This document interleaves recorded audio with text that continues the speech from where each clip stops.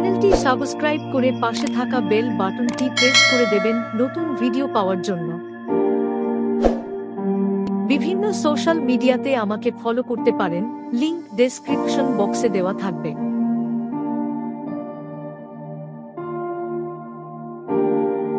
খান আব্দুল গফফার খান 1890 থেকে 1988, যিনি বাচা খান এবং সীমান্ত গান্ধী নামেও পরিচিত ছিলেন, একজন বিশিষ্ট ভারতীয় স্বাধীনতা সংগ্রামী এবং অহিংসা আন্দোলনের পুরোধা। তিনি উত্তর পশ্চিম সীমান্ত প্রদেশের পশতু জনগণের নেতা এবং ব্রিটিশ সাম্রাজ্যের বিরুদ্ধে অহিংস প্রতিরোধের এক অদম্য ব্যক্তিত্ব। তার জীবনী অত্যন্ত প্রভাবশালী এবং প্রেরণাদায়ক।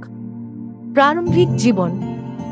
জন্ম 6 ফেব্রুয়ারি 1890, উত্তর পশ্চিম সীমান্ত প্রদেশের, বর্তমান পাকিস্তানের খাইবার পাখতুনখোয়া উৎপাঞ্জাই গ্রামে।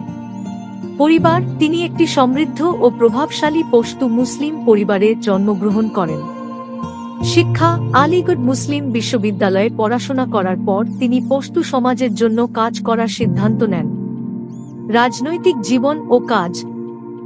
1. অহিংস আন্দোলন।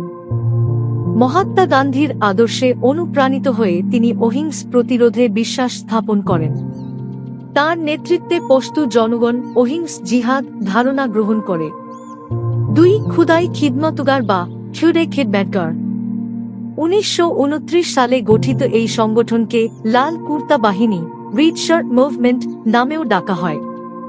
এটি পশতু অঞ্চলে সামাজিক, শিক্ষাগত এবং রাজনৈতিক সচেতনতা বৃদ্ধির জন্য কাজ করত। সংগঠনটি অহিংস প্রতিরোধের মাধ্যমে ব্রিটিশ শাসনের বিরুদ্ধে সংগ্রাম চালায়। 3. ভারতীয় জাতীয় কংগ্রেসের সঙ্গে সম্পর্ক।